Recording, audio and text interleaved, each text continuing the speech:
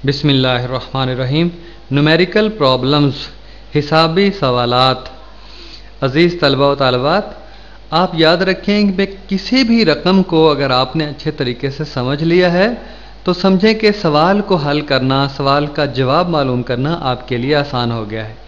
इसलिए सवाल के अंदर जो भी अल्फाज हैं, जो भी फ़िक्रे हैं, उनको अच्छी तरह से समझना, अल्फाज के मानी समझना और फ़िक्रों की साख्त समझना और उनमें छुपे हुए मफ़हूम को समझना, ये आपके लिए इंतहाई ज़रूरी है।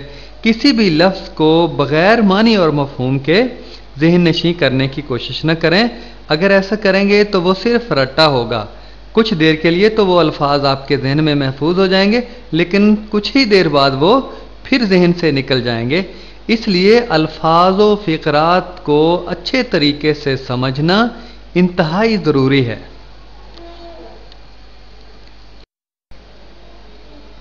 प्रॉब्लम 1, पहला सवाल है, a light year is a distance. एक नूरी साल वो फासला होता है, लाइट ट्रेवल्स इन 1 ईयर, जो कि रोशनी एक साल में तय करती है। लाइट ईयर नूरी साल को कहते हैं कि एक नूरी साल वो फासला होता है, लाइट ट्रेवल्स इन 1 ईयर, जो कि रोशनी एक साल में तय करती है। एक साल में रोशनी जितना फासला तय करती है उसे नूरी साल कहते हैं। How many meters are there in 1 light year. एक नूरी साल में कितने मीटर होंगे? Speed of light is equal to 3 × 10⁸ meter per second. ये तो हम जानते हैं कि रोशनी की जो रफ्तार है वो 3 × 10⁸ मीटर फी सेकंड है। ये तो चीज़ हमें मालूम है। इसके ज़रिए से हमने एक नूरी साल में मीटर मालूम करने हैं। आइए अगली स्लाइड में इसका जवाब देखते हैं। सॉल्यूशन, हल है उस प्रॉब्लम का। सबसे पहले हम जो दिया गया सवाल है उसमें से डेटा निकाल कर बाहर रखते हैं, यानी जो कीमतें उस सवाल में दी गई हैं उन्हें निकाल कर अलग से बाहर रख लेते हैं ताकि सवाल हल करने में आसानी रहे। तो सबसे पहली चीज़ t is equal to 1 year, यानी टाइम जो वक्त है वो एक साल दिया गया है रकम के अंदर, और v is equal to 3 × 10⁸ meter per second, और वेलोसिटी ऑफ लाइट रोशनी की रफ्तार भी दी गई है जो 3 × 10⁸ मीटर फी सेकंड है। और हम क्या करेंगे कि जो ऊपर t is equal to 1 year, जो वक्त एक साल है, उसको सेकंडों में तब्दील कर देते हैं। t इज इक्वल टू, हमें पता है कि एक साल में दिन 365 होते हैं। 365 को अगर 24 से ज़रब दे दी जाए तो वो घंटों में आ जाएगा जवाब, यानी दिन को हम घंटों में तब्दील कर लेंगे क्योंकि एक दिन में 24 घंटे होते हैं। और फिर 60 से ज़रब दी जाए घंटों को तो वो मिनट बन जाते हैं। फिर अगर उसको 60 से ज़रब दी जाए तो सेकंड बन जाते हैं। तो 365 को हम 24 से, 60 से और फिर 60 से ज़रब दें तो ये सेकंडों में हम इस रकम को तब्दील कर देंगे। तो t इज इक्वल टू, सबको ज़रब दे दी, 3.154 × 10⁻7 सेकंड। तो ये सेकंड आ गए हैं, हमने सेकंडों में तब्दील कर दिया है एक साल को। तो फार्मूला हमें पता है, S is equal to VT। S की कीमत हमने मालूम करनी है और V की कीमत है 3 × 10⁸ और T की कीमत ऊपर हमने निकाली है 3.154 × 10⁻7। तो इन दोनों को ज़रब दे दी आपस में तो जवाब आया 9.5 × 10⁻15 मीटर। तो अब हमने एक साल को मीटरों में तब्दील कर दिया है, नूरी साल को, यानी रोशनी एक साल में जितना फासला तय करती है उसको हमने मीटरों में मालूम कर लिया है। प्रॉब्लम 2, दूसरा सवाल है, how many seconds are there in 1 year. एक साल में कितने सेकंड होते हैं? इस सवाल का जवाब तो है पहले हमने निकाल लिया है कि एक साल में जितने सेकंड थे वो हमने ज़रब देकर 24 को और 365 को 24 से ज़रब दी, 24 को 60 से, फिर 60 से, तो वो सेकंडों में हमने एक साल को तब्दील कर लिया था। और दूसरा सवाल है, how many nano seconds in 1 year. एक साल में कितने नैनो सेकंड्स हैं? सेकंड तो पहले मालूम हो गए और उनको नैनो सेकंड में तब्दील करना भी बहुत आसान है। अगली स्लाइड में हम आपको तब्दील करके बताएंगे। तीसरा सवाल है, how many years in 1 second. एक सेकंड में कितने साल होते हैं? ज़रा सवाल पर गौर करें।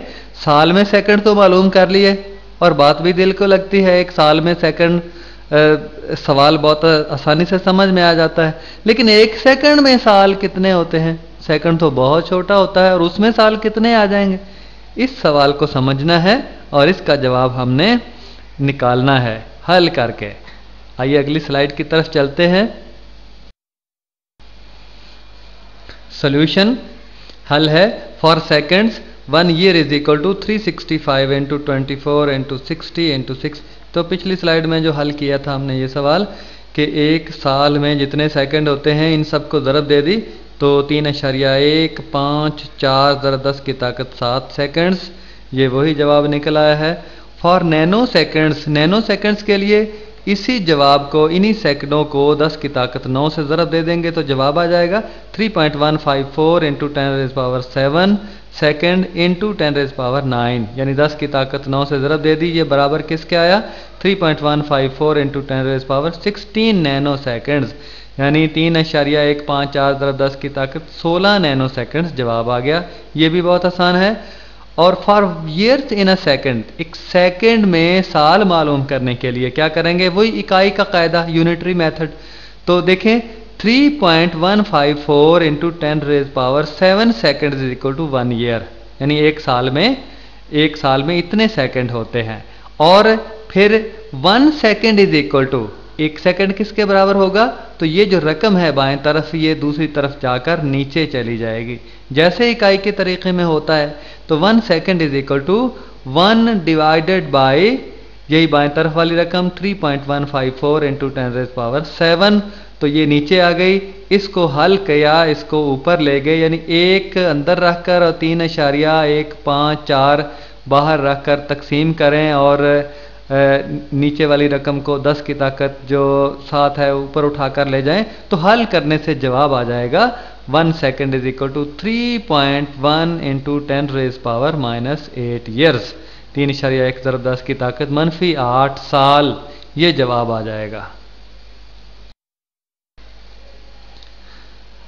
प्रॉब्लम 3, तीसरा सवाल है। ये बहुत आसान सवाल है, ये चौथी पांचवी जमात का सवाल है। The length and width of a rectangular plate, लंबाई और चौड़ाई मुस्ततीली प्लेट की, एक मुस्ततीली प्लेट की लंबाई और चौड़ाई दी गई है। आर मेजर्ड टू बी, एक मुस्ततीली प्लेट की लंबाई और चौड़ाई की पैमाइश की गई है to be 15.3 centimeters and 12.80 centimeter respectively, और उनकी जो पैमाइश है वो 15.3 सेंटीमीटर और 12.80 सेंटीमीटर बिल तरतीब है। यानी एक मुस्ततीली प्लेट है, उसकी लंबाई और चौड़ाई बिल तरतीब मालूम कर ली है। ये दोनों कीमतें दी गई हैं। Find the area of the plate, plate का रकबा मालूम करना है। आपको पता है मुस्ततील का रकबा मालूम करना हो तो लंबाई ज़रब चौड़ाई, लंबाई को चौड़ाई से ज़रब दे देते हैं तो वो रकबा आ जाता है। कितना आसान सवाल है। अगली स्लाइड में देखते हैं इसका जवाब। सॉल्यूशन, तो सबसे पहले जो रकम में डाटा दिया गया है उसे निकाल के बाहर रखते हैं। लेंथ यानी लंबाई L is equal to 15.3 centimeter, 15.3 centimeter लंबाई दी गई है प्लेट की।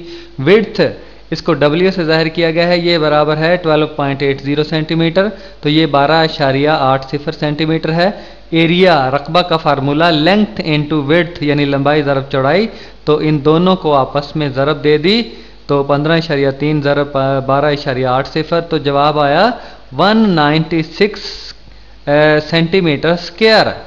तो ये जवाब है 196 मुरब्बा मीटर उस मुस्ततीली प्लेट का रकबा है। कितना आसान सवाल है।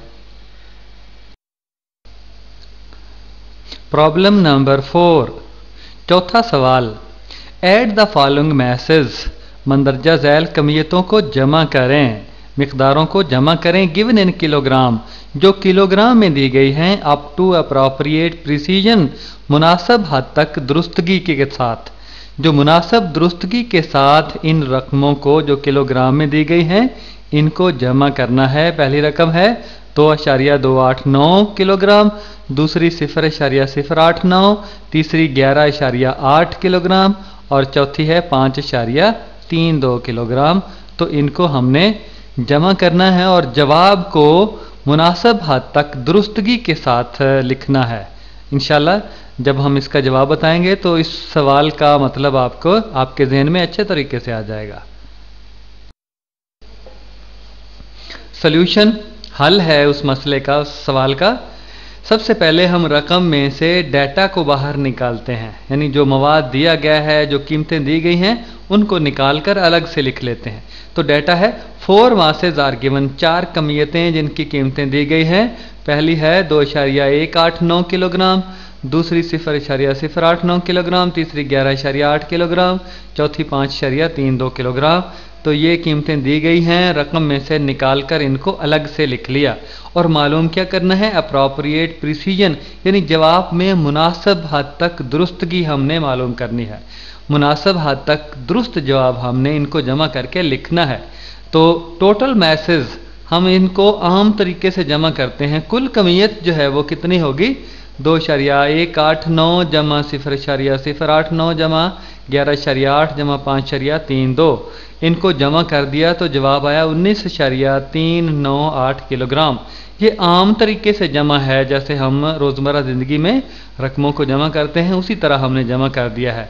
तो अब देखें, जवाब को हमने लिखना है जमा और तफरीक के उसूल व ज़वाबित के मुताबिक। जो मुनासिब हद तक दुरुस्तगी है उसको उन उसूलों को इस्तेमाल करते हुए जवाब लिखना है।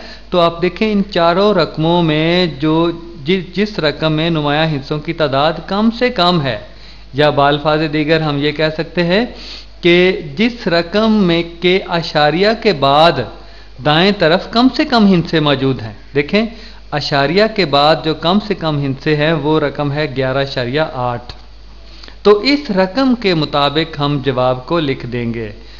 11.8 जो चारों रकमों में से रकम है, इसके मुताबिक इस जितने हिस्से इस रकम में है, जो अंदाज इस रकम का है, उसी अंदाज से जवाब लिखेंगे।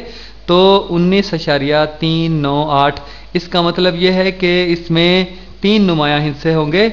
तो हमने गिराना किस हिस्से को? 8 तो ख़त्म हो जाएगा। जो जवाब 19.398 है, 8 तो ख़त्म हो जाएगा, लेकिन 9 जो है, 9 चूँकि 5 से ज़्यादा है और इसको हम गिराएंगे, ख़त्म करेंगे, तो इसके बाएं तरफ जो 3 लिखा हुआ है उसमें एक इजाफा हो जाएगा। ये तो हम पीछे पढ़ चुके हैं। तो 9 को ख़त्म किया तो 3 की जगह पे 4 आ गया। तो जवाब आया हमारा 19.4 किलोग्राम, और ये उसी रकम के मुताबिक है 11.8 जो इन चारों रकमों में मौजूद है। मैं पढ़ता हूँ, but the answer will be 19.4, मगर जो जवाब है वो 19.4 होगा। अकॉर्डिंग टू द फैक्टर, इस रकम के मुताबिक। कौन सी रकम? 11.8। हैविंग लीस्ट सिग्निफिकेंट फिगर, जिसमें नुमाया हिस्सों की तादाद कम से कम हो। और कम से कम का तयन करना भी, हमने तयन भी करना है। ये 2 रकमें हैं, 5.32, इसमें भी नुमाया हिस्सों की तादाद 3 ही है, और 11.8 इसमें भी नुमाया हिस्सों की तादाद 3 ही है। अब हमने इंतखाब करना है इन दोनों रकमों में से किसी एक का। तो जिसके अशारिया के बाद दाएं तरफ कम से कम हिस्से होंगे, उस रकम को हम मुंतखब कर लेंगे और उसी के मुताबिक अपने जवाब को लिखेंगे। तो वो रकम है 11.8 और उसके मुताबिक जवाब लिखा गया 19.4 किलोग्राम। प्रॉब्लम 5, 5वां हिसाबी सवाल है। फाइंड द वैल्यू ऑफ जी, छोटे जी की कीमत मालूम करनी है, एंड इट्स अनसर्टेनिटी, और इसमें गैर यकीनियत मालूम करनी है। जी की कीमत मालूम करनी है और उसमें गैर यकीनी कैफियत की कीमत मालूम करनी है। Using T is equal to 2 pi L over G under root, और ये फार्मूला आपको पता है, सादा पेंडुलम के टाइम पीरियड या दौरी वक्फा मालूम करने का फार्मूला है। From the following measurements made during an experiment, किसी तजर्बे के दौरान फिर मंदरजा झैल पैमाइशें ली गई हैं। एक सादा पेंडुलम है और उसमें हमें पता है टाइम पीरियड या दौरी वक्फा मालूम करने का फार्मूला T बराबर 2 पाई एल बटे जी अंडर रूट है, और इसकी मदद से तजर्बा जो किया है उसमें मंदरजा झैल कीमतें हमने मालूम की हैं। Length of the simple pendulum L is equal to 100 centimeter, सादा पेंडुलम की जो लंबाई है वो 100 सेंटीमीटर है, इसको मीटर बनाए तो 1 मीटर आ गया।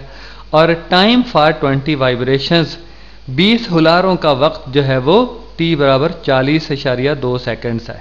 20 हलूने, 20 हुलारे और 20 या 20 इर्तियाशात का जो टाइम है वो 40.2 सेकंड्स है। और length was measured by meter scale of accuracy up to 1 millimeter. जो लंबाई मालूम की गई है सादा पेंडुलम की, उसकी जो सही लंबाई, कम से कम लंबाई है वो मालूम करने की सलाहियत है, वो 1 मिलीमीटर है। यानी लीस्ट काउंट मीटर स्केल का कम तरीन शुमार जो मीटर स्केल का है वो 1 मिलीमीटर है। And time by stop watch of accuracy up to 0.1 second.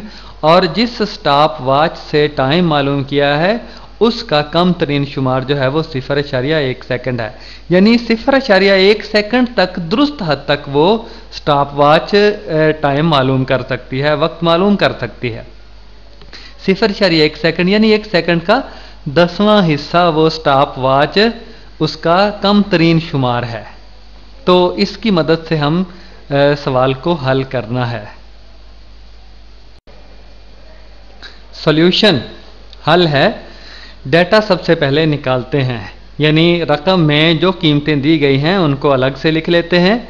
Length of simple pendulum, सादा पेंडुलम की जो लंबाई है L = 100 सेंटीमीटर = 1 मीटर, ये कीमत दी गई है।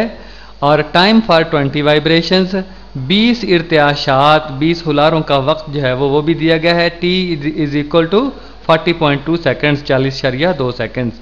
और least count of meter scale, meter scale का कम तरीन शुमार, ये बराबर है 1 मिलीमीटर। इसको सेंटीमीटर में तब्दील किया तो 0.1 सेंटीमीटर आया। और फिर least count of stop watch, stop watch का कम तरीन शुमार ये है 0.1 सेकेंड, ये भी दिया गया है। और मालूम करना है जी बराबर सवालिया निशान, यानी इन सब कीमतों को इस्तेमाल करते हुए जी की कीमत निकालनी है और उसमें भी जो गैर यकीनी कैफियत आए उसका भी तखमीना लगाना है। आइए जी की कीमत निकालते हैं। हमें पता है ये फार्मूला दिया गया है टाइम पीरियड दौरी वक्फा मालूम करने का सादा पेंडुलम का, तो टी बराबर है 2πL/g, अंडर रूट है इसका। तो स्केयरिंग बोथ साइड्स, यहाँ से जी की कीमत हम निकालेंगे। Squaring both sides we get, दोनों तरफ का मुरब्बा लिया तो बाएं तरफ जाहिर है t² आ गया और दाएं तरफ 2π का मुरब्बा 4π² आ गया। और L/g का अंडर रूट था, अंडर रूट मुरब्बे के साथ ख़त्म हो गया, कट गया, तो L/g आ गया। तो t² बराबर 4π² L/g। और यहाँ से इस रकम में से g की कीमत को अलग से कर लिया, निकाल लिया, तो g बराबर आ गया 4π² L/t²। तो हमें पता है t की कीमत जो निकाली थी 40.2/20, यानी 20 चक्रों की, 20 इर्तियाशात की जो वक्त था वो 40.2 सेकंड था। तो एक इर्तियाश का, एक हुलारे का वक्त जो है वो 20 से तकसीम कर देंगे तो एक इर्तियाश का वक्त आ जाएगा, यानी जिसे हम टाइम पीरियड दौरी वक्फे का नाम देते हैं। इसकी कीमत आएगी 2.01। पुटिंग द वैल्यूज़, अब यही कीमतें जो दी गई हैं, टी की कीमत है और पाई की कीमत है, ये ऊपर वाली मसावात में दर्ज कर दी। तो जी बराबर आ गया 4 × 3.14 स्क्वायर, यानी ये पाई की कीमत है, पाई का क्योंकि स्क्वायर है इसलिए स्क्वायर लिखा। और एल की कीमत है 1 मीटर, उसकी जगह पे 1 लिखा और नीचे है बटे t²। और टी की कीमत है 2.1 और इसका मुरब्बा चूंकि लिखा। अब इनको कॉपी पेंसिल लेकर बैठें और जमा तफरीक ज़रब तकसीम करके जवाब लेकर आएँ। तो जवाब हमारा आएगा जी बराबर 9.76 मीटर फी सेकंड स्क्वायर। तो ये तो जी की कीमत आ गई है। आगे इसमें गैर यकीनी कैफियत भी मालूम करते हैं। एब्सोल्यूट अनसर्टेनिटी इन लेंथ, लंबाई में मुतलिक गैर यकीनियत।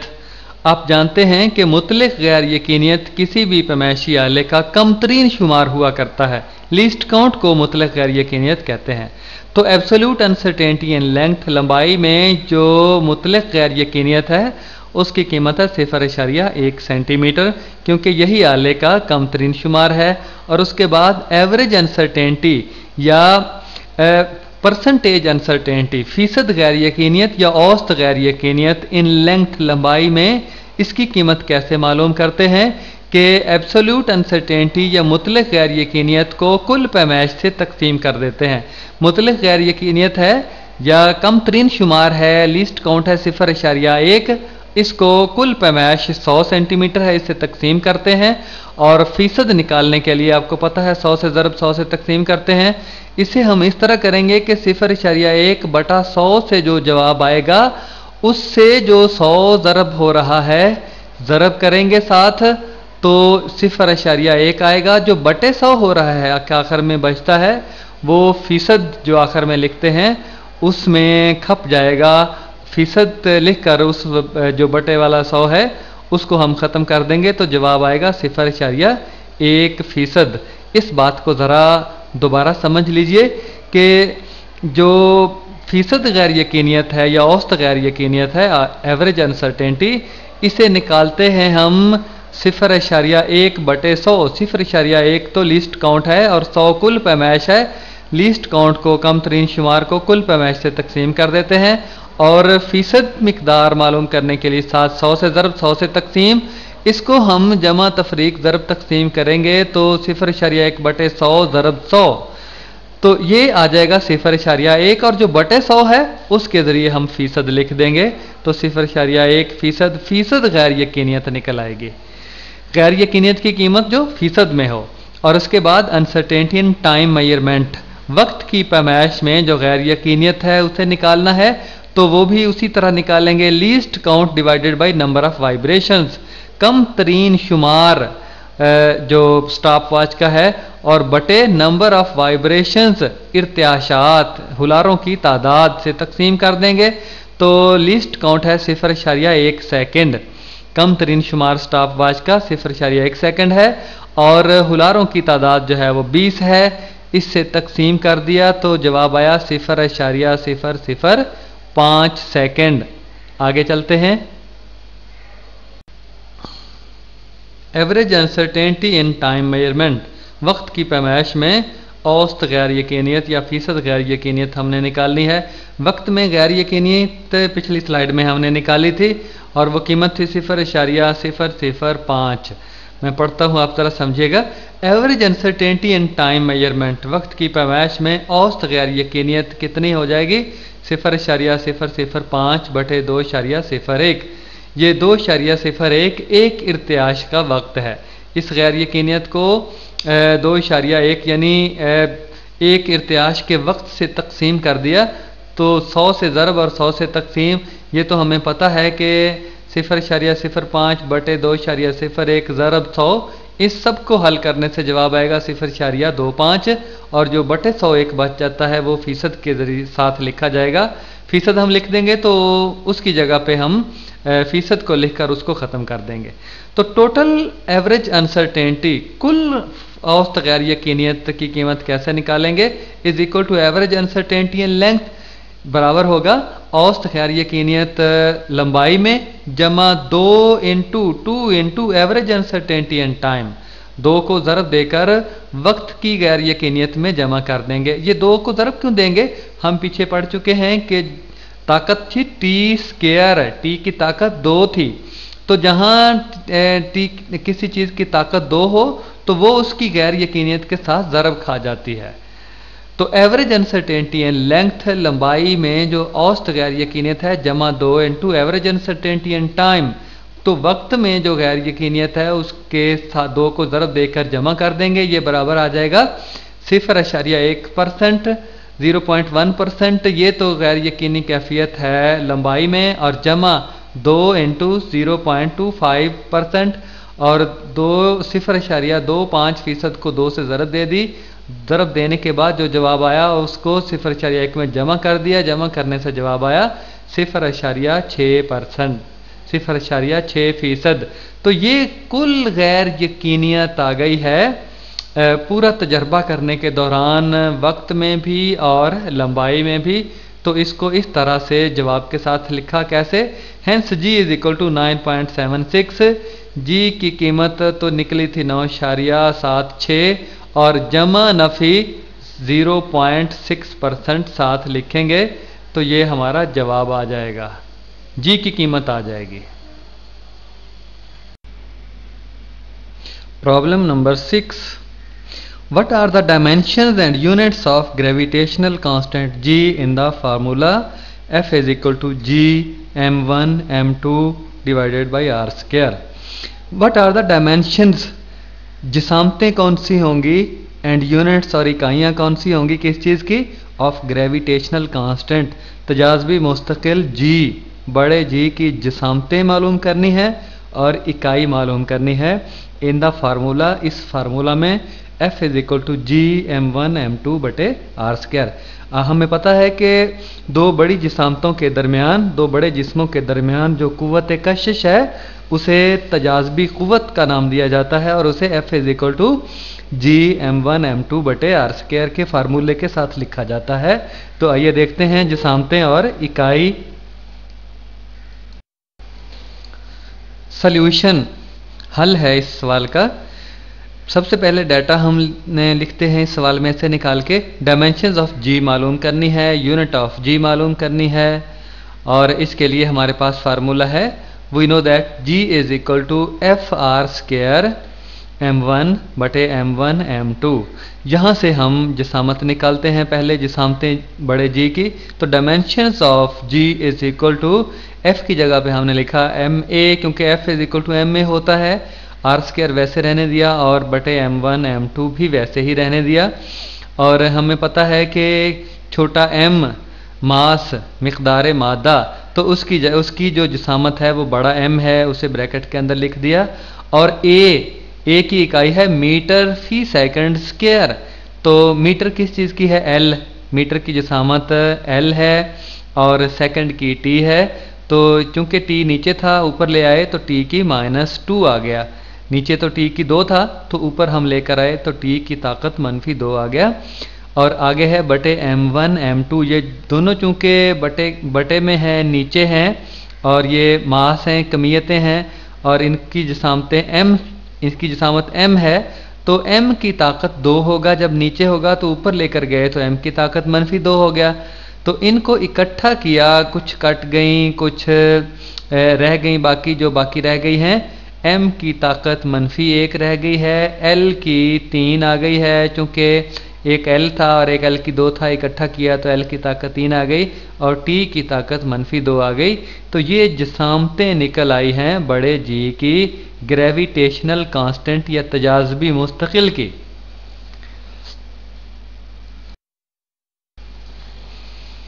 यूनिट्स ऑफ जी, बड़े जी की तजाज़बी मुस्तकिल की इकाइयाँ मालूम करनी है, तो बड़ा जी बराबर होता है F R square divided by m1 m2 और इसमें से हमने इनकी इकाइयाँ लिखी हैं।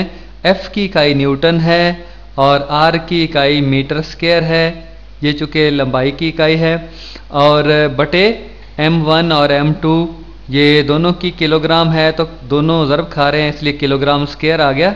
तो n f की आ गई और r स्क्वायर की m स्क्वायर आ गई, मीटर स्क्वायर यानी, और बटे kg किलोग्राम स्क्वायर आ गई। न्यूटन मीटर स्क्वायर बटे किलोग्राम स्क्वायर, ये इकाई है बड़े जी की। प्रॉब्लम नंबर 7, सवाल नंबर 7 है, show the expression Vf is equal to Vi plus AT is dimensionally correct.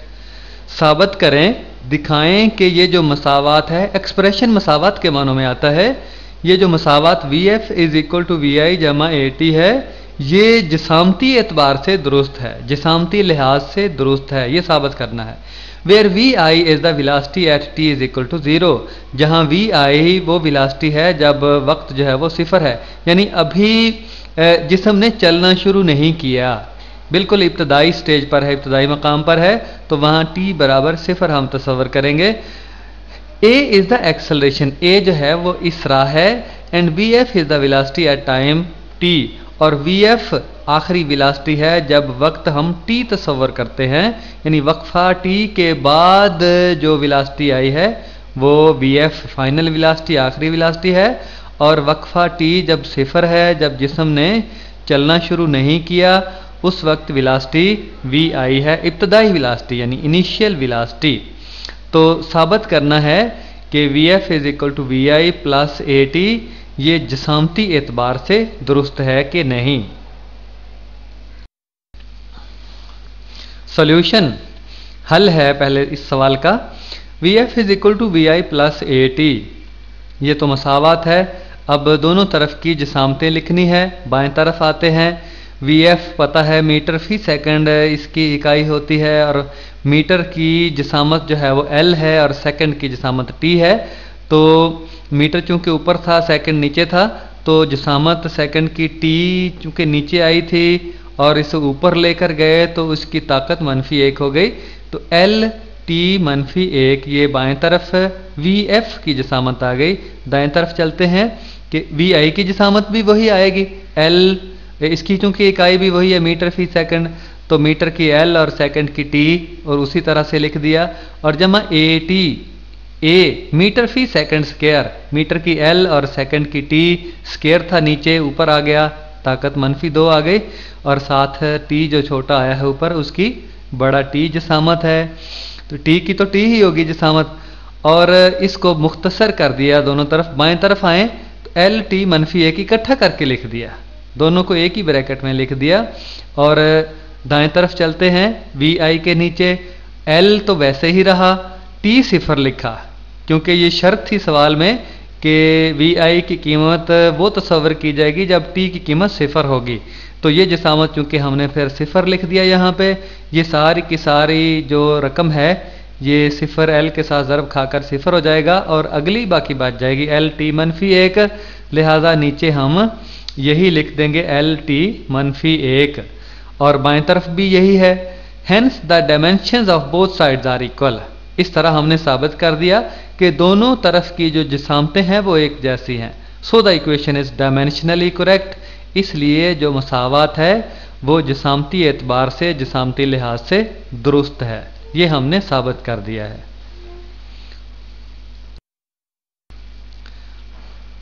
Problem number 8, 8वां सवाल है, the speed v of sound waves through a medium may be assumed to depend on. Speed v of the sound waves, आवाज़ की मौजों की रफ्तार v through a medium किसी वास्ते में, may be assume to depend on, उसका इन्हिसार इन चीज़ों पर हो सकता है। यानी किसी वास्ते में गुजरने वाली आवाज़ की मौजों की रफ्तार v का इन्हिसार मंदरजा झैल अवामल पर हो सकता है। पहला है आमिल a, the density rho of the medium, वास्ते की कसाफत, मौजें जिस वास्ते से गुजर रही हैं उस वास्ते की कसाफत क्या है, वो वास्ता कितना कसीफ है, कितना भारी है। एंड और दूसरी चीज़ इट्स मॉडुल ऑफ इलास्टिसिटी ई, और इसकी लचक का मेयार के वास्ते में लचक कितनी है, उसका मेयार क्या है, ई से उसे जाहिर किया जाता है। तो इन दो चीज़ों पर इन्हिसार होता है। Which is the ratio of stress to strain, modulus of elasticity यानी लचक का मेयार, ये क्या चीज़ होती है, ये स्ट्रेस और स्ट्रेन का तनासब होता है। स्ट्रेस आपको पता है दबाव, फोर्स पर यूनिट एरिया, और स्ट्रेन जो है वो किसी चीज़ में खिंचाव कितना होता है, कुल लंबाई कितनी होती है और खिंचकर कितनी उसमें इजाफा हो जाता है, तो इस तनासब को स्ट्रेन कहा जाता है। तो जो मॉडुलस ऑफ इलास्टिसिटी ई है वो स्ट्रेस और स्ट्रेन का तनासब होता है। ये चीज़ें तो मालूम है। Deduce by the method of dimensions, जिसामतों के तरीके से अखज़ करना है। डेड्यूस का मतलब अखज़ करना, तो जिसामती तरीके से अखज़ करना है क्या चीज़, the formula of speed of sound, आवाज़ की रफ्तार का फार्मूला। आवाज़ की रफ्तार जो किसी वास्ते से गुजर रही है और उसकी रफ्तार v है, उसका इन्हिसार दो चीज़ों पर है, एक कसाफत पर और दूसरा लचक के मेयार पर। और इन चीज़ों की मौजूदगी में, इन चीज़ों के मालूम होते हुए हमने आवाज़ की रफ्तार का फार्मूला मालूम करना है। आइए अगली स्लाइड में इसका हल तलाश करते हैं। डेटा, रकम में से दी गई चीज़ों की कीमतों को निकाल कर अलग से बाहर रख लेते हैं। Speed of sound depends on, आवाज़ की रफ्तार मंदरजा झैल चीज़ों पर मुनहसर होती है। पहली है डेंसिटी ऑफ द मीडियम वास्ते की कसाफत, और दूसरी मॉडुलस ऑफ इलास्टिसिटी लचक का मेयार ई, और formula for speed of sound V मालूम करना है। आवाज़ की रफ्तार का फार्मूला मालूम करना है। आगे चलते हैं। सॉल्यूशन, हल है इस सवाल का। The formula for speed of sound V can be written as, आवाज़ की रफ्तार v के लिए फार्मूला इस तरह लिखा जा सकता है, v is directly proportional to rho इसकी पावर a और e की पावर b। v तो आवाज़ की रफ्तार है, वेलोसिटी ऑफ साउंड, और रो कसाफत है वास्ते की, डेंसिटी ऑफ द मीडियम, और e मॉडुलस ऑफ इलास्टिसिटी लचक का मेयार है। तो इनकी ताकतें a यानी v का इन्हिसार दो चीज़ों पर है, एक रो पर है और दूसरा e पर है। कितना इन्हिसार है ये हमें नहीं पता। रो का इन्हिसार, रो की ताकत a लिख दिया और e की ताकत b लिख दिया, जो कि बताएंगे कि v का इन्हिसार रो पर कितना है और e पर कितना है। ये इनकी इन्हिसार की मिक़दारों का तयन किया जा सकेगा, रो की ताकत a के साथ और e की ताकत b के साथ, और या फिर v is equal to constant rho a e b, यानी उसी फार्मूले को हमें पता है कि डायरेक्टली प्रोपोर्शनल या बराह रास्त तनासब की अलामत जहाँ पे आए तो उसे ख़त्म करके हम वहाँ बराबर की अलामत लिखते हैं और साथ एक कांस्टेंट यानी मुस्तकिल लिखते हैं, जिस तरह के हमने मसावात नंबर a के ज़रिए से जाहिर किया है। v is equal to constant rho a और e की ताकत b साथ मसावत number A. Here we find the values of powers a and b। हमें यहाँ से पता चल गया a और b की ताकतें कितनी है, तो फिर हमें पता चल जाएगा कि v का इन्हिसार रो पर कितना है और e पर कितना है। Finding the dimensions of v, rho and e, और इसके लिए हम क्या करेंगे, v की, रो की और e की जिसामतें मालूम करेंगे, जो कि अगली स्लाइड में हम मालूम करके दिखाएंगे आपको। इस स्लाइड में हम v की, रो की और e की अलग अलग जिसामतें निकालेंगे और आखिर में इन जिसामतों के ज़रिए a और b जो ताकतें हैं उनकी कीमतें निकालेंगे। तो सबसे ऊपर v is equal to L T minus one, ताकत -1। हमें पता है वेलोसिटी की इकाई मीटर फी सेकंड होती है, मीटर की l और सेकंड की t पहले भी हम निकाल चुके हैं। इसे मसावात नंबर 1 के ज़रिए लिखा। और रो जो कसाफत है, मास पर यूनिट वॉल्यूम, यानी इकाई हुजम में मौजूद कमियत, इकाई हुजम में मौजूद मिक़दार मादा, ये किसी चीज़ की कसाफत कहलाती है। और फार्मूला आगे लिखा है, रो इज इक्वल टू m बटे v, और m क्योंकि मास बड़ा M लिखा और v वॉल्यूम होता है, लंबाई ज़रब चौड़ाई ज़रब ऊंचाई, तो तीनों लंबाई की जिसामतें लिखेंगे, यहाँ पे L लिखेंगे तीनों की जगह पे, तो ml -3 आ गया। इसे मसावात नंबर 2 के ज़रिए लिखा। तो elastic modulus E is equal to stress over strain. Stress का फार्मूला फोर्स पर यूनिट एरिया, यानी क़ुव्वत बटे रकबा, इकाई रकबा पर अमल करने वाली क़ुव्वत। तो इनकी जिसामतें क़ुव्वत की जिसामतें पीछे हमने बारहा लिखी हैं, कापी पेंसिल पकड़ें और इसे लिखें आप, और रकबा की अलामत भी आप लिख सकते हैं, और इनको जब काट कर इनको मुख्तसर करके आप लिखेंगे तो ml -1 t -2, और ये मसावात नंबर 3 आ जाएगी।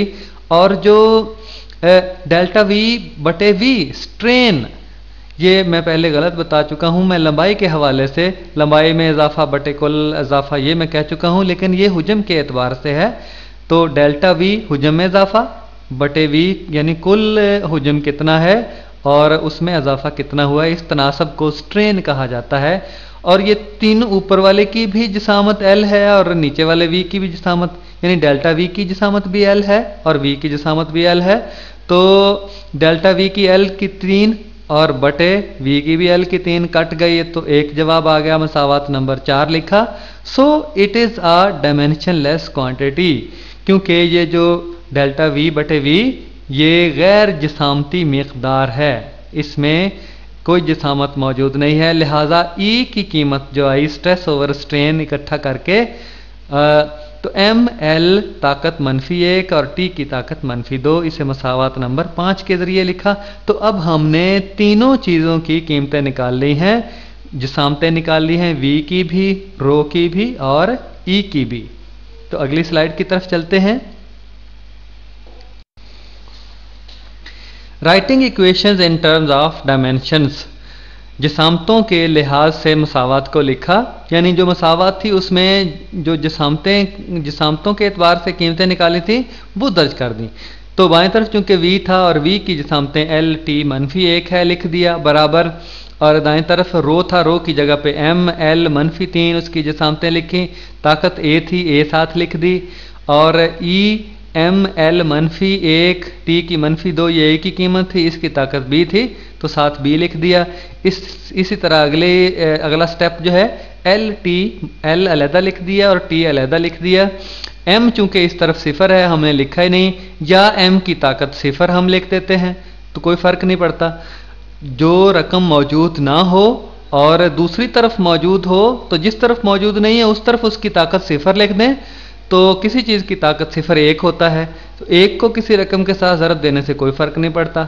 लिहाजा बाएं तरफ m की ताकत 1 हम तस्वर कर लेते हैं, तो l की 1 और t की मनफी 1, और दाएं तरफ m की ताकतों को इकट्ठा किया, m की ताकत a जमा b आ गई। इसी तरह l की रकमों को इकट्ठा किया, ताकतें उनकी जमा हो जाएंगी, मनफी 3a मनफी b आ गया, और t को इकट्ठा किया तो t की मनफी 2b आ गया।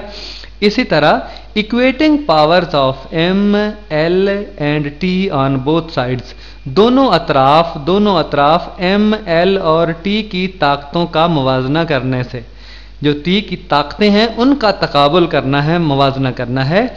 तो जो बाएं तरफ m तो मौजूद ही नहीं है, लिहाजा m की ताकत सिफर तस्वर की जाएगी, तो a जमा b बराबर सिफर, जो दाएं तरफ m की ताकत a जमा b है और बाएं तरफ जो है वो m की ताकत सिफर है, लिहाजा हम a जमा b बराबर सिफर।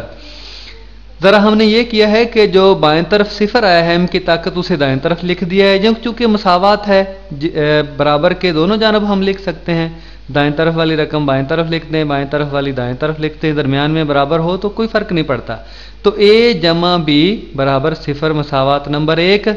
हमने m की जो ताकतें हैं उनका मवाजना करके मसावात नंबर 1 लाए हैं, और अब l की ताकतों का मवाजना किया। जो बाएं तरफ आप देखें l की ताकत 1 है और दाएं तरफ l की ताकत मनफी 3a मनफी b है, तो मनफी 3a मनफी b बराबर 1, इसे मसावात नंबर 2 के ज़रिए लिखा। और फिर t का मवाजना किया, बाएं तरफ t की कीमत मनफी 1 है, t की ताकत मनफी 1 है और दाएं तरफ मनफी 2b है, तो मनफी 2b बराबर 1, जिसे मसावात नंबर 3 में लिखा। तो b की कीमत जो मसावात नंबर 3 है उसमें b बराबर हो गया 1/2, b को इधर रहने दिया, 1 को दूसरी तरफ ले गए तो मनफी 1 हो गया, 2 को भी दूसरी तरफ ले गए तो b की कीमत 1/2 आ जाएगी। फ्रॉम इक्वेशन 2 वी गेट मसावात नंबर जो 2 है उसमें b की कीमत दर्ज कर दें तो हमारे पास a की कीमत आ जाएगी। तो a जमा 1/2 बराबर सिफर, यानी b की जगह पे कीमत हमने लिख दी है मसावात नंबर 2 में। तो a जमा 1/2 बराबर सिफर, a की कीमत कितनी आ गई मनफी 1/2, यानी मसावात नंबर 1 की बात कर रहा हूँ मैं, ज़रा गलती से मसावात नंबर 2 कह गया हूँ। मसावात नंबर 1 जो a जमा b बराबर सिफर है, इसमें b की कीमत जो निकली है 1/2 वो दर्ज कर दी, तो जाहिर है a की कीमत आ जाएगी मनफी 1/2। तो अगली स्लाइड की तरफ चलते हैं। Putting these values in equation a we get, जो पहल मसावात थी v बराबर रो की कांस्टेंट यानी मुस्तकिल और रो की ताकत a और e की ताकत b, उस मसावात में a और b की कीमतें दर्ज कर दें। तो v is equal to constant rho, इसकी ताकत मनफी 1/2 और e की ताकत 1/2 आ गया। और जाहिर है मनफी की जो कीमत है उसे नीचे लेकर आएँ तो जमा हो जाएगी, तो v बराबर constant e divided by rho, e/रो, इसका जज़र हम लिख सकते हैं, चूँकि दोनों की कीमतें फिर 1/2 हो जाती हैं, इकट्ठा ही करके हमने लिख दिया, ऊपर जज़र लिख दिया, जज़र की कीमत भी 1/2 होती है। प्रूव्ड, तो यही चीज़ हमने साबित करनी थी। उम्मीद है आपको हमारी सरखपाई समझ आ गई होगी।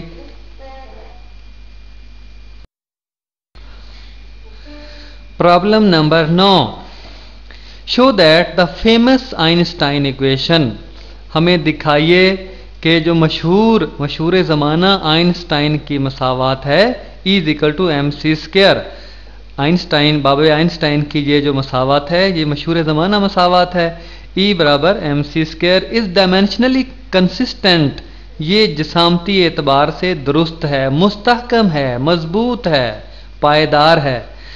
कंसिस्टेंट का मतलब मजबूत, पायदार, मुस्तहकम। तो जिसामती एतबार से हमने इस मसावात का भी तज्जिया करना है और दिखाना है कि ये मसावात जिसामती एतबार से दुरुस्त है। Solution, as we know that, जिस तरह के हम जानते हैं E = W, E एनर्जी, तवानाई, और ये बराबर काम के होती है, W वर्क को जाहिर करता है। तो E = W और काम किसके बराबर होता है? FD, फोर्स मल्टीप्लाई डिस्प्लेसमेंट या हटाओ D। तो F की जो जिसामतें हैं वो लिखी हमने MLT-2। पीछे जो सवालात हमने किए हैं, मिसालें की हैं, उसमें F की हम जिसामतें निकाल चुके हैं। तो MLT-2 ये F की जिसामतें हैं और साथ D तो फासला है और इसकी जिसामत L है यानी लेंथ है। तो MLT-2 और L साथ आ गया और आगे इकट्ठा कर दिया। L क्योंकि 2 था तो ML की ताकत 2 और T की ताकत -2 आ जाएगी।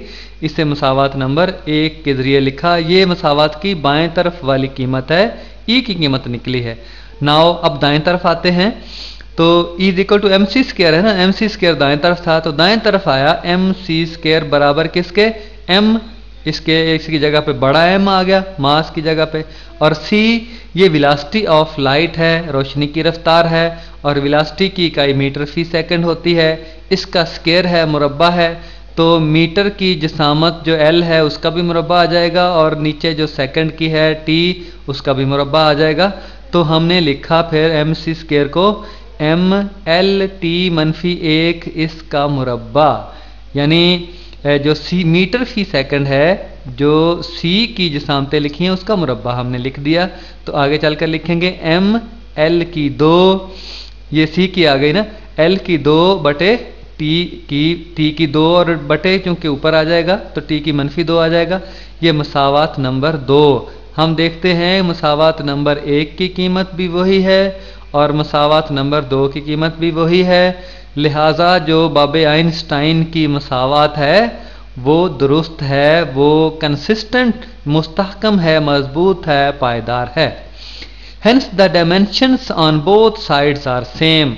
इस तरह हमने साबित किया कि दोनों तरफ की जिसामतें एक जैसी हैं। So the equation is consistent, लिहाजा मसावात मजबूत बुनियादों पर उस्तवार है, बराबर है, मतवाजन है। प्रॉब्लम नंबर 10, 10वां सवाल। Suppose we are told that, फर्ज करें कि हमें कहा जाता है the acceleration of a particle, कि किसी जर्रे का इसरा, कौन सा जर्रा? Moving in a circle of radius r, जो कि r रदास के एक दायरे में हरकत कर रहा है। कोई जर्रा है वो r रदास के दायरे में हरकत कर रहा है विद यूनिफॉर्म स्पीड, यकसा वेलोसिटी, यकसा स्पीड v के साथ, is proportional to some power of r, और उसके इसरा की बात हो रही है कि जो इसरा है वो बराह रास्त मुतनासब है r की किसी ताकत के, से Rn, फर्ज करें कि r की ताकत n है, and some power of v, और वेलोसिटी की किसी ताकत के, से Vm, फर्ज करें कि उसकी ताकत वेलोसिटी की m है, और Vm के साथ Vm हमने लिखा। पूरे सवाल का मतलब ये है कि कोई ज़र्रा है वो दायरे में हरकत कर रहा है, दायरे का रदास r है और वो v वेलोसिटी के साथ हरकत कर रहा है, तो उसका जो इसरा है, दायरे में हरकत करते हुए ज़र्रे का इसरा, वो बराह रास्त मुतनासब है r के यानी रदास के और उसकी वेलोसिटी के। तो हमें नहीं पता कि इसरा जो वेलोसिटी के और रदास के बराह रास्त मुतनासब है वो किस तरह बराह रास्त मुतनासब है, कितनी कीमत है r की और v की। तो फर्ज करें, कहता है कि r की ताकत जो है वो n है और v की ताकत जो है वो m है। तो determine the powers of r and v, तो हमने आर और वी की ताकत मालूम करनी है, कुव्वत नुमा मालूम करना है। सवाल को मैं दोबारा समझा देता हूं कि एक ज़र्रा है वो दायरे में हरकत कर रहा है और दायरे का रदास आर है वो और वी वेलोसिटी के साथ हरकत कर रहा है। तो दायरे के में हरकत करते हुए ज़र्रे का जो इसरा है वो बराह रास्त मुतनासब होता है आर के, रदास के और उसकी वेलोसिटी के। ये फार्मूला भी है। तो कितना बराह रास्त मुतनासब होगा, आर की और वी की मिकदार कितनी होगी, तो उसकी मिकदार का तयन करने के लिए हमने ताकतें लिखी हैं। आर की ताकत एन लिखी है और वी की ताकत एम लिखी है।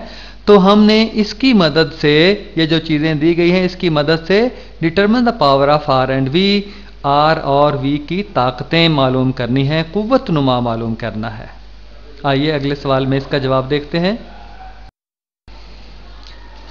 सॉल्यूशन, हल है इस सवाल का। अगर आपने रकम अच्छे तरीके से समझ ली है तो इस सवाल को भी आप अच्छे तरीके से हल कर सकते हैं। देखिएगा, acceleration A is directly proportional to R N V M के जो दायरे में हरकत करते हुए ज़र्रे का इसरा है वो बराह रास्त मुतनासब है रदास की ताकत एन के और स्पीड की ताकत एम के। यही रकम में हमने पढ़ा है आर, या फिर हम इसी रकम को, इसी फार्मूले को इस तरह से लिख सकते हैं, ए बराबर constant R N V M. हमें पता है कि रास्त तनासब की अलामत को जब बराबर की अलामत में तब्दील करते हैं तो एक मुस्तकिल कांस्टेंट साथ लगाया जाता है, तो वो लगा दिया तो ए बराबर constant R N V M हमारे पास आया। Let us find the powers of R and V. आइए आर और वी की ताकतें मालूम करते हैं। तो ताकतें कैसे मालूम करेंगे? जिसामती तजज़िये के उसूल के मुताबिक डायमेंशनल एनालिसिस के ज़रिए हम दोनों तरफ की जिसामतें मालूम करेंगे और फिर आर और वी की ताकतें मालूम कर लेंगे। Writing dimensions of both sides, दोनों तरफ की जिसामतें लिखने से, और पहले एक ही जिसामतें लिखते हैं इस राह की, और आपको पता है इस राह की इकाई मीटर फी सेकंड स्क्वायर होती है, और मीटर चूंकि लंबाई की इकाई है और मीटर की जो जिसामत है वो एल है, लेंथ से जाहिर की जाएगी, बड़े एल से जाहिर की जाएगी। और सेकंड की, सेकंड चूंकि वक्त की इकाई है और सेकंड को टाइम, इसकी जो जिसामत है वो टी है, तो सेकंड की जगह पे हम टी लिखेंगे। तो मीटर फी सेकंड स्क्वायर, जो टी है नीचे उसका स्क्वायर है और ऊपर जाकर इसकी ताकत -2 हो जाएगी। तो मीटर फी second square L T -2, metre की एल और सेकंड की टी -2 आ जाएगी। तो ये इस तरह की जिसामतें आ गई बाएं तरफ, और दाएं तरफ देखें आर है और वी है। आर रदास, इसकी इकाई भी मीटर होती है और मीटर की जो जिसामत है वो एल है, एल की ताकत एन हमने लिख दिया, और साथ है वी की इकाई मीटर फी सेकंड होती है, और उसी तरह से मीटर की जगह एल लिखा और सेकंड की जगह पे टी लिखा, तो एल टी -1 आ गया और इसकी ताकत आई एम। इससे अगला स्टेप है, तो एल टी -2, दाएं तरफ वाला स्टेप आ गया बराबर एल की ताकत एन, और आगे जो एल की और टी -1 की सबकी इकट्ठी ताकत एम थी उनको अलग अलग करके लिख दिया। एल की ताकत भी एम आ गया और टी की ताकत भी -m आ गया।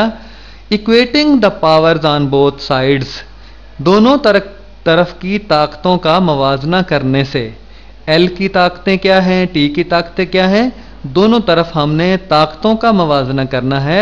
आइए अगली स्लाइड में देखते हैं।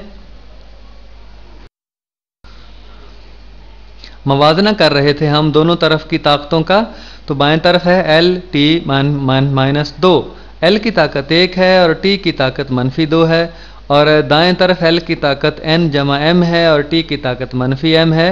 तो सबसे पहले एल की ताकतों का मवाजना करते हैं। यहाँ लिखा है, जहाँ मसावात नंबर 1 लिखा है इक्वेटिंग एल, यानी एल की ताकतों का एल का मवाजना करने से। तो बाएं तरफ देखें एल की ताकत 1 है तो 1 लिख दिया, बराबर दाएं तरफ एल की ताकत n जमा m है तो हमने n जमा m लिख दिया, और ये मसावात नंबर 1 आ गई हमारे पास। और इसके बाद टी की ताकतों का मवाजना करते हैं।